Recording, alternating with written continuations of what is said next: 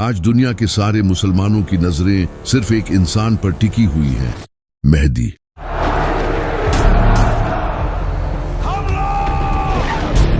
हर कोई इस इंतजार में है कि कब इमाम मेहदी आएं और मुसलमानों को लीड करें ताकि मुसलमान पूरी दुनिया पर हुकूमत कर सके।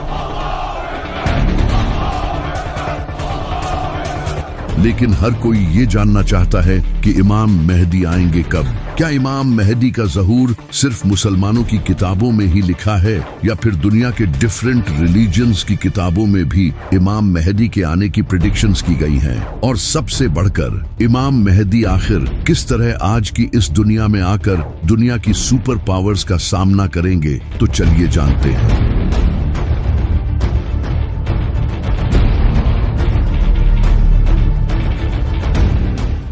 ये जो लफ्ज है महदी, इसका मतलब होता है रहनुमाई करने वाला, यानी कि एक ऐसा इंसान जो लोगों को जुल्म से निकालकर जीत दिलाए। और ये कंसेप्ट नबी सल्लल्लाहु अलैहि वसल्लम के आने से पहले का दुनिया में एग्जिस्ट करता था। आप सल्लल्लाहु अलैहि वसल्लम से हजारों साल पहले हजरत नूह अलैहिस्सलाम के टाइम पर, जब लोग हद से ज्यादा करप्ट हो चुके थे, बुत प्रस्ती, करप्शन, जुल्म, नाइंसाफी लोगों में भरी हुई थी। लेकिन उस वक्त कुछ नेक लोग भी जिंदा थे। वो लोग अल्लाह से दुआ करते थे कि ए अल्लाह, तू किसी ऐसे इंसान को भेज जो कि इंसानियत को एक नया मोड़ दे। तो अल्लाह ने उनकी दुआ कबूल की और इनमें हजरत नूह अलैहिस्सलाम को भेजा। उन्होंने इन लोगों को 950 सालों तक वार्न किया, लेकिन इंसानियत बदतरीन हो चुकी थी। उन्होंने हजरत नूह अलैहिस्सलाम की बात नहीं मानी सिवाय कुछ नेक लोगों के। तो अल्लाह ने हजरत नूह अलैहिस्सलाम को एक कश्ती बनाने का हुक्म दिया। हजरत नूह अलैहिस्सलाम ने कश्ती तैयार की और हर स्पीसीज के जानवर को अपने साथ ले लिया, जिसके बाद एक बड़ा फ्लड आया जिसने इन लोगों को खत्म कर दिया। और इसके बाद हजरत नूह अलैहिस्सलाम ने अपने फॉलोअर्स के साथ एक नई शुरुआत की। हजरत नूह अलैहिस्सलाम के कई सदियों बाद फिर से इंसानियत बुत प्रस्ती में पड़ गई। उस वक्त की बुक्स में भी ये लिखा था कि एक ऐसा इंसान आने वाला है जो कि अल्लाह का दोस्त होगा, जो कि हजरत इब्राहिम अलैहिस्सलाम थे। फिर हजरत इब्राहिम अलैहिस्सलाम ने बुत प्रस्ती को छोड़कर तौहीद बयान की और लोगों को हदायत दी। हजरत इब्राहिम अलैहिस्सलाम के कई सदियों बाद बनी इसराइल इजिप्ट में बड़ी तादाद में बढ़ने लगे और ग्रो करने लगे। लेकिन उस वक्त इजिप्ट पर फिरौन की हुकूमत थी। फिरौन को बनी इसराइल से खतरा महसूस हुआ और इसने बनी इसराइल को अपना गुलाम बना लिया और इन पर बहुत जुल्म किया। कई सालों तक बनी इसराइल पर जुल्म होता रहा और वो लोग अल्लाह से दुआएं करते रहे कि तू ऐसा नबी भेज जो हमें इस गुलामी से आजाद करे। तो अल्लाह ने इनकी तरफ हजरत मूसा अलैहिस्सलाम को भेजा। हजरत मूसा ने फिरौन को डिफीट करके बनी इसराइल को आजाद किया। हजरत मूसा अलैहिस्सलाम से कई सदियों बाद हजरत ईसा अलैहिस्सलाम का वक्त आया। उस वक्त बनी इसराइल फिलिस्तीन में रोमन्स के अंडर थे और करप्ट जूइश प्रीस्ट इनके इमाम थे और कई वक्त से इनमें कोई नबी नहीं आया था। बनी इसराइल एक मसीहा के इंतजार में थे और इनकी बुक्स में भी उसके आने की खबरें लिखी थी, जो कि आज भी बाइबल में लिखी हैं। और फिर वो मसीहा हजरत ईसा अलैहिस्सलाम की सूरत में आया। लेकिन फिर भी बनी इसराइल ने इनके खिलाफ साजिशें की, तो अल्लाह ने हजरत ईसा अलैहिस्सलाम को आसमानों पर उठा लिया। हजरत ईसा अलैहिस्सलाम के बाद जब अरब में बुराई आम हो चुकी थी, तो उस वक्त यहूदियों की बुक्स में एक अजीम नबी के आने की खबरें लिखी थी। और उस वक्त यहूदी भी उस नबी का इसी तरह इंतजार करते थे जिस तरह आज मुसलमान इमाम मेहदी का इंतजार करते हैं। यहाँ तक कि आज भी बाइबल में वो प्रेडिक्शंस लिखी है। इसके बाद फिर नबी सल्लल्लाहु अलैहि वसल्लम ने ऐलान नबूवत किया। तो ये जो मसीहा का कॉन्सेप्ट है, ये बनी इसराइल में पहले से मौजूद था। इसी वजह से इस्लाम के एक बेहतरीन स्कॉलर और पोएट अल्लामा इकबाल भी इमाम मेहदी के इस कॉन्सेप्ट को नहीं मानते थे। इनका ये कहना था कि ये कॉन्सेप्ट मुसलमानों ने यहूदियों और क्रिश्चियंस से लिया है। जब अब्बासी खिलाफत के दौर में मुसलमानों पर जुल्म हो रहा था, तब मुसलमानों में ये कॉन्सेप्ट फैलने लगा कि बहुत जल्द एक मसीहा आएगा जो सब ठीक कर देगा। अल्लामा इकबाल का कहना था कि मुसलमानों का किसी मसीहा के इंतजार में जुल्म सहते रहना ये बहुत ही खतरनाक है। इसी वजह से वो इमाम मेहदी के इस कॉन्सेप्ट को नहीं मानते थे। सिर्फ अल्लामा इकबाल ही नहीं बल्कि इब्ने खालदून जो एक स्कॉलर और फिलोसोफर थे, वो भी इमाम मेहदी से रिलेटेड अहादीस की सनद से अग्री नहीं थे। लेकिन अगर देखा जाए तो इमाम मेहदी से रिलेटेड अहादीस तकरीबन हर बड़ी हदीस की किताब में मौजूद हैं, सिवाय बुखारी और मुस्लिम के। सुन्नी और शिया दोनों किताबों में कई अहादीस मौजूद हैं, वो भी बिल्कुल सही सनद के साथ। सिर्फ इस्लाम ही नहीं बल्कि दुनिया के आज हर बड़े मजहब की किताबों में एक मसीहा के आने की प्रेडिक्शंस मौजूद है। जैसा कि मेसोपोटामिया में एक चरवाहे का जिक्र मौजूद है जो कि मसीहा होगा, और इजिप्ट में एक ओसिरिस नाम के इंसान का जिक्र है जो कि जमीन को दोबारा जिंदा करेगा। इसी तरह ज़ोरोआस्ट्रियन मजहब में एक ज़ाराथुस्ट्रा नाम के इंसान का जिक्र है जो कि आखिरी वक्त में पैदा होगा और एक बड़ी जंग लड़ेगा। इसी तरह हिंदू कल की अवतार को मानते हैं जो कि कलयुग के वक्त आएगा। वो सफेद रंग के घोड़े पर सवार होगा और इसके हाथ में तलवार होगी जो कि जुल्म के खिलाफ लड़ेगा और पूरी दुनिया में दीन फैलाएगा। बुद्धिज्म में भी एक मैत्रेय नाम के इंसान का जिक्र है जो कि उस वक्त आएगा जब लोग दीन से फिर जाएंगे। वो सच फैलाएगा और दुनिया को सीधी राह दिखाएगा। इसी तरह यहूदी भी अपने मसीहा को मानते हैं जो कि फ्यूचर में आने वाला है, लेकिन उनका वो मसीहा दज्जाल होगा जो कि इन्हें लीड करेगा और थर्ड टेंपल को बिल्ड करेगा। वही क्रिश्चियंस हजरत ईसा अलैहिस्सलाम के नज़ूल को मानते हैं जिन्हें मुसलमान भी मानते हैं। तो ये मसीहा का कॉन्सेप्ट हर मजहब में मौजूद है, और इस्लाम में भी इमाम मेहदी का कॉन्सेप्ट खुद बनाया नहीं गया बल्कि ये सही हदीसों में मौजूद है। यहाँ तक कि अमेरिका का प्रेसिडेंट जो बाइडेन भी इमाम मेहदी के बारे में जानता है। I didn't know the difference that existed. I didn't know what the hidden imam. I didn't know what the hidden imam. I didn't know what the hidden imam. और Netanyahu भी ये जानता है कि मुसलमान दोबारा से खिलाफत कायम करेंगे। They don't want any Western presence here, and guess what?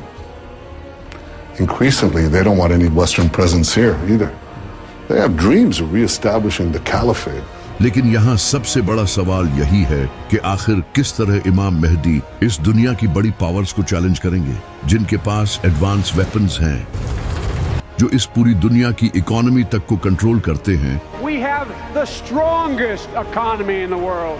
जिनके पास आज के हर मुसलमान का डेटा मौजूद है। आखिर एक इंसान किस तरह इन सब को शिकस्त देगा, जबकि इमाम मेहदी के इस दुनिया में आने से पहले हालात और ज्यादा डिफिकल्ट हो जाएंगे। सीरिया में जुल्म हो रहा होगा जो आज भी हो रहा है। After years of laying dormant, the civil war in Syria is suddenly dynamic again.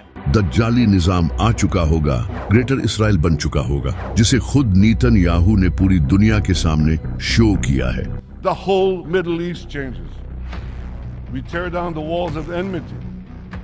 We bring the possibility of prosperity and peace to this entire region. उस वक्त फिलिस्तीन को तो सिर्फ हिस्ट्री की बुक्स में ही याद किया जाएगा, और इंडिया में भी मुसलमानों पर बहुत जुल्म हो रहा होगा। नबी सल्लल्लाहु अलैहि वसल्लम ने फरमाया, उस वक्त दुनिया की कौमें तुम्हारे खिलाफ लड़ने के लिए एक दूसरे को दावत देंगी, और उस वक्त मोमिन बहुत कम होंगे और जमीन जुल्म से भर चुकी होगी। आप सल्लल्लाहु अलैहि वसल्लम की हदीस है, आपने फरमाया था कि जब अरब के एक बादशाह की मौत होगी, ये बादशाह मोहम्मद बिन सलमान हो सकता है। शहजादा मोहम्मद बिन सलमान ने अमरीकी अरकान कांग्रेस से कहा है, मुझे कत्ल करने की कोशिश की जा सकती है। बादशाह की मौत के बाद अगले बादशाह के लिए कॉन्फ्लिक्ट होगा। तभी एक इंसान काबा के पास आएगा जहां कुछ लोग उसकी बैत करेंगे, और ये 313 लोग होंगे जो दुनिया के डिफरेंट इलाकों से सफर करके आएंगे। जिस तरह इस्लाम की सबसे पहली जंगे बद्र में भी सिर्फ 313 मुसलमान थे,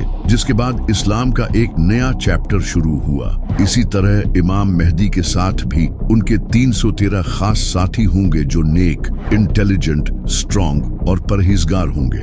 और कई अहादीस में आता है कि वो ऐसे लोग होंगे जिन्हें दुनिया में कोई नहीं जानता होगा, लेकिन अल्लाह के नजदीक इनका बड़ा मुकाम होगा, और इनमें से एक इंसान के पास 40 इंसानों जितना इल्म होगा। और ये सिर्फ लीडर्स ही नहीं होंगे बल्कि कमांडर्स, स्कॉलर्स और थिंकर्स होंगे। जब ये लोग इमाम मेहदी के हाथ पर बैत करेंगे तो इसके बाद वो इमाम मेहदी की एक फौज बनाने में मदद करेंगे।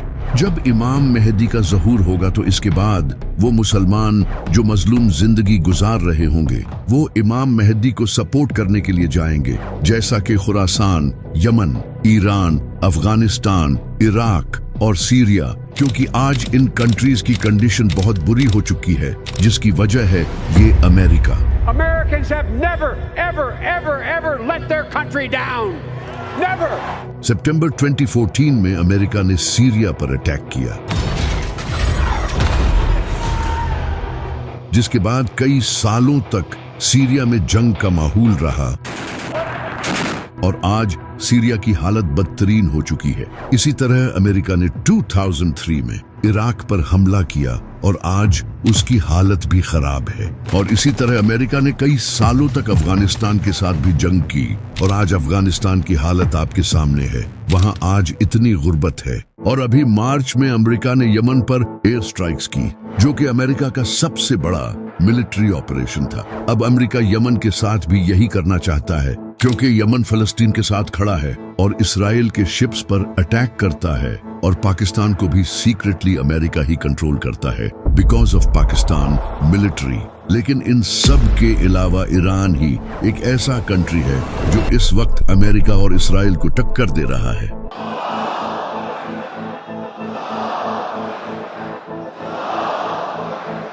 जिसे इसराइल खुद अपने लिए एक बड़ा खतरा समझता है। What's the greatest threat right now that Israel faces? Iran.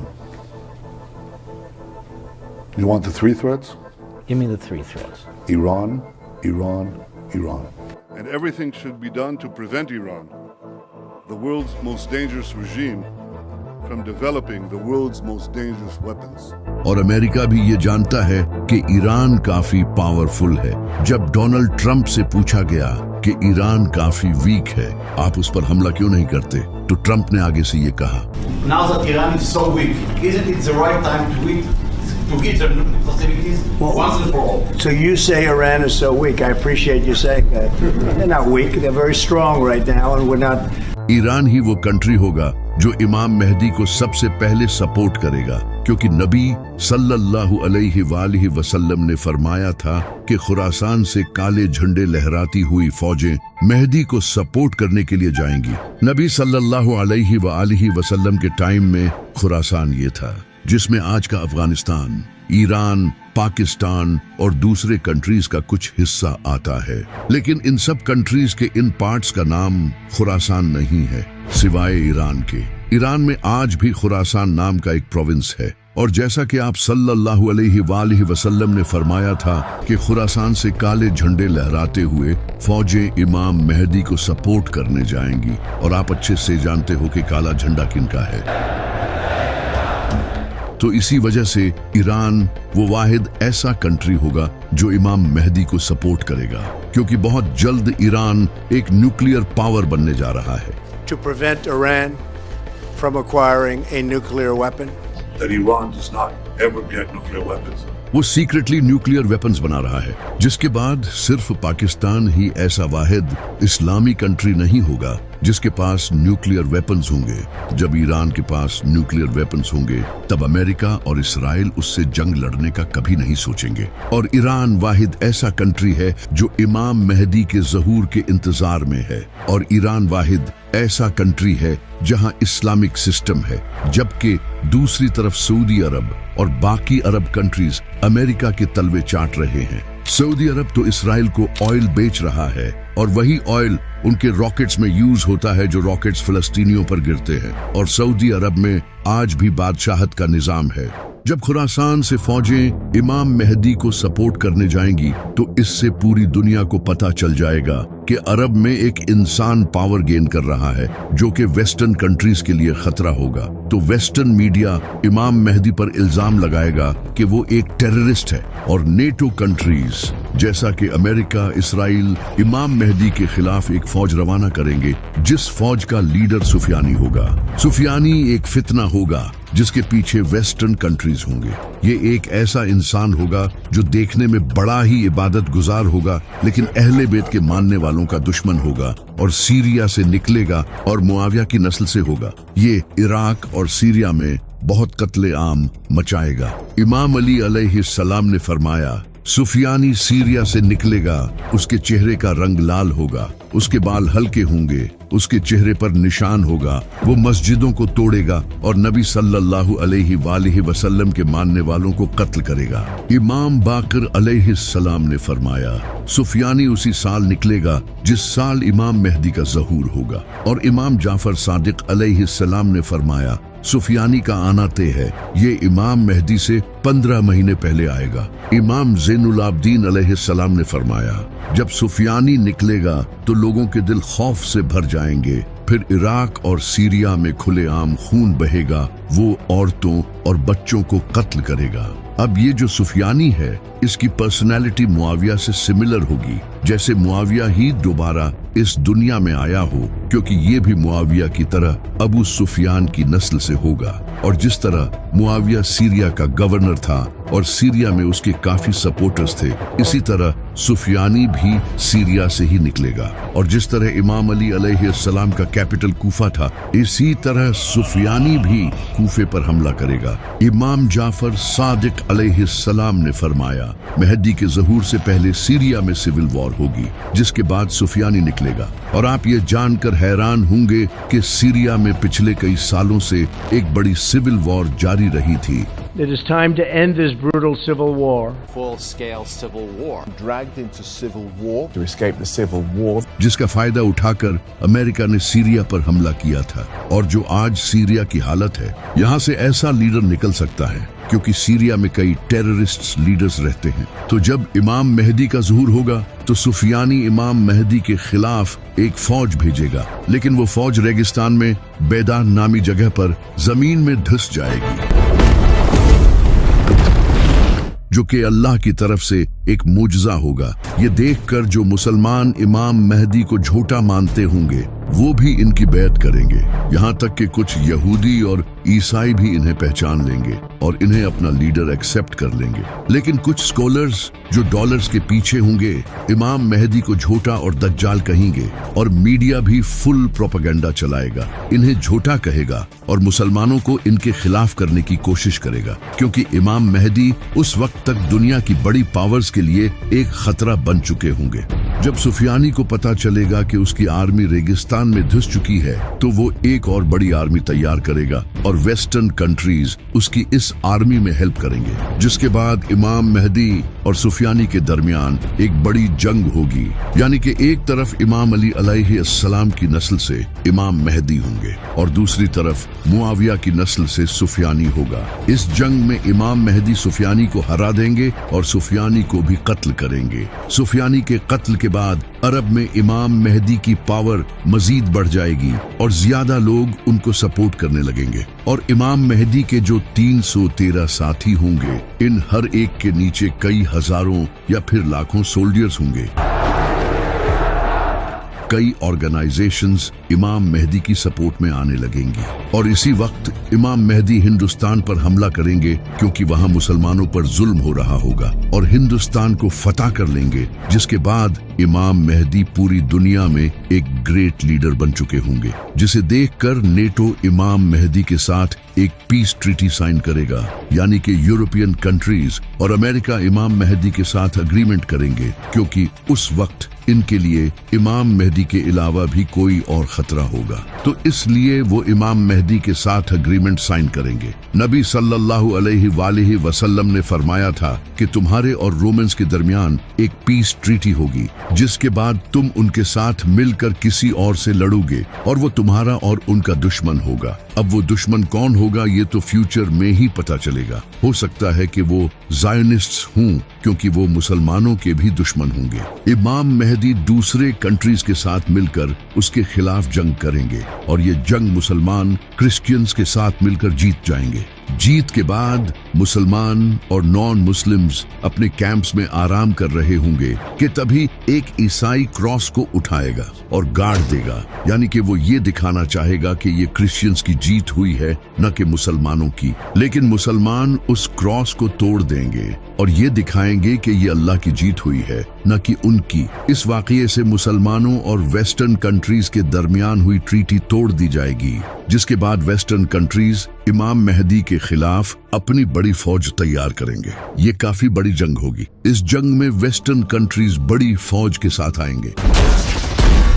इनके पास high tech AI weapons, drones, missiles और फाइटर जेट्स होंगे। जब मुसलमान इनकी फौज को देखेंगे तो नबी सल्लल्लाहु अलैहि वसल्लम ने फरमाया कि मुसलमानों की फौज का एक हिस्सा ये जंग छोड़कर भाग जाएगा, जिसे अल्लाह कभी माफ नहीं करेगा, और एक हिस्सा इस जंग में शहीद होगा, जो कि उस वक्त का बेहतरीन शहीद होगा, और एक हिस्सा ये जंग जीत जाएगा, जिसे अल्लाह दोबारा नहीं आजमाएगा। ये बड़ी ही खतरनाक जंग होगी।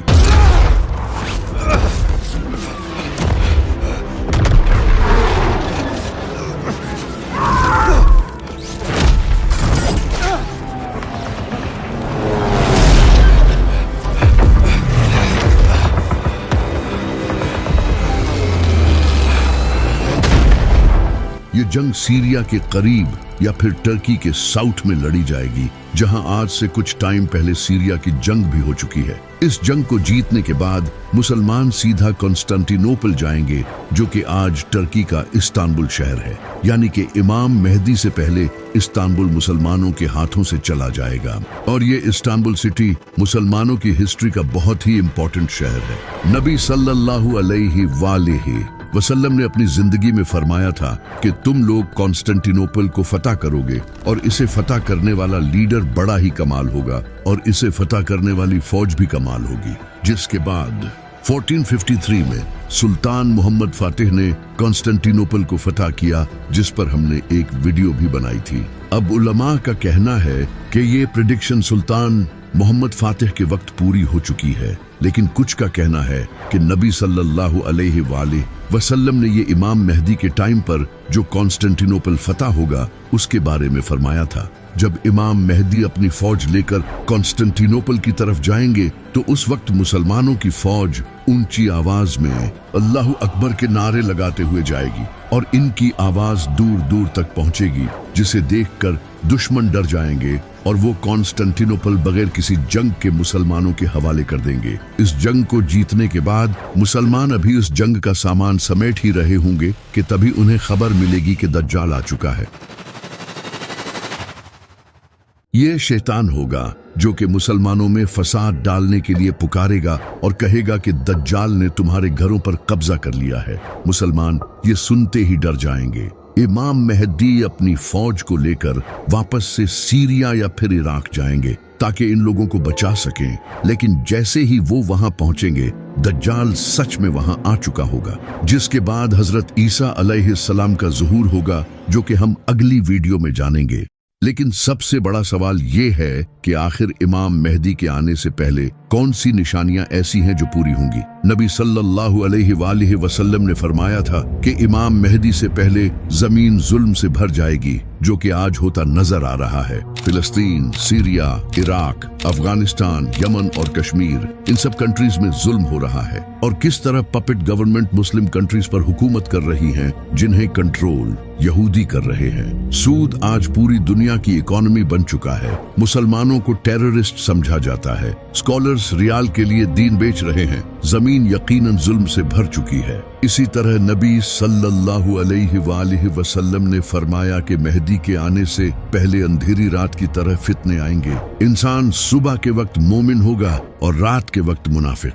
और आज आप देख रहे हो कि सबसे ज्यादा फितने अरब में हैं, जहां हर वक्त जंग चलती रहती है। इसी तरह मीडिया सबसे बड़ा प्रोपेगेंडा फैला रहा है, जिसका कुछ पता नहीं कि सच क्या है और झूठ क्या। लेकिन कई प्रेडिक्शंस ऐसी भी हैं जो कि अभी पूरी नहीं हुई। जैसे कि नबी सल्लल्लाहु अलैहि वसल्लम ने फरमाया था कि इमाम मेहदी के आने से पहले यमन से एक इंसान निकलेगा। वो लोगों को सच और इमाम मेहदी की तरफ बुलाएगा। जब वो निकलेगा तो मुसलमानों के लिए हथियार बेचना अलाउड नहीं होगा, और ये सुफियानी के टाइम ही आएगा। इस वक्त अगर देखा जाए तो यमन में हुतीज का ग्रुप ऐसा है जो फिलिस्तीन के साथ खड़ा है, जो कि खुद को अहले बैत की नस्ल के कहते हैं। ये हुतीज इसराइल के शिप्स को डिस्ट्रॉय करते हैं जो यमन के पास से गुजरते हैं, तो हो सकता है कि वो इन्हीं में से कोई हो। इसी तरह नबी सल्लल्लाहु अलैहि वसल्लम ने फरमाया था कि ईस्ट से एक बड़ी आग निकलेगी जो कि 3 रातों तक देखी जाएगी।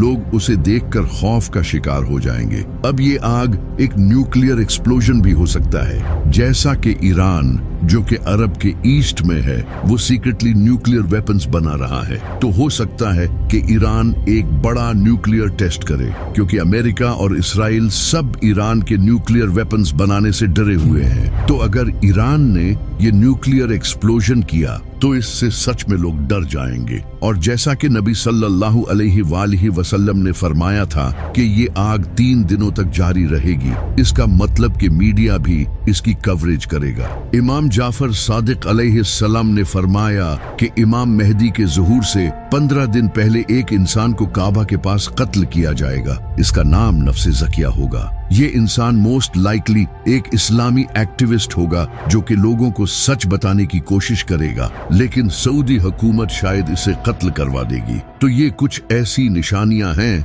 जो कि इमाम मेहदी के आने से पहले पूरी होंगी। लेकिन ये निशानियां भी बहुत जल्द पूरी होने वाली हैं, क्योंकि नबी सल्लल्लाहु अलैहि वसल्लम ने फरमाया था कि आखिरी वक्त में क़यामत की निशानियां इस तरह पूरी होंगी जिस तरह तस्बीह टूटने के बाद इसके दाने एक के बाद एक गिरते चले जाते हैं।